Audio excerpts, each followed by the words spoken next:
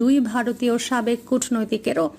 বৈঠকে অনেকেই শেখ হাসিনার দিন শেষ মন্তব্যও করেন, কিন্তু তার মধ্যেই প্রধান বৈঠকে একটি বার্তা পাঠায়, প্রয়োজনে পূর্বে আরেকটা কাশ্মীর বানাও, তবুও শেখ হাসিনাকে টিকিয়ে রাখো। নির্দেশ পেয়েই এর দলটি শনিবার ঢাকায় তেজগাঁও বিমানবন্দরে অবতরণ করে। ঢাকায় নেমেই এর দলটি বৈঠক করে ডিজিএফআই, ডিবি পুলিশ ও অন্যান্য গোয়েন্দা সংস্থার কর্মকর্তাদের সঙ্গে। বিশেষ নজর রাখা হয় মার্কিন দূতাবাস ও চীনা দূতাবাসের ওপর। শনিবারই সিদ্ধান্ত হয় 2019 সালে কাশ্মীরে দমনের পদ্ধতি অনুসরণ করে ঢাকা মিশন 2024 সফল করা হবে।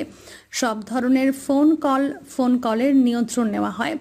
সেনাবাহিনীর জুনিয়র অফিসারদের ওপর বিশেষ নজর রাখা হয়। লাশ গুম করার টিমও তৈরি করা হয়। কাশ্মীরের মতোই বাড়ি বাড়ি তল্লাশি শুরু করে যৌথ বাহিনী। কর্মকর্তারা সরাসরি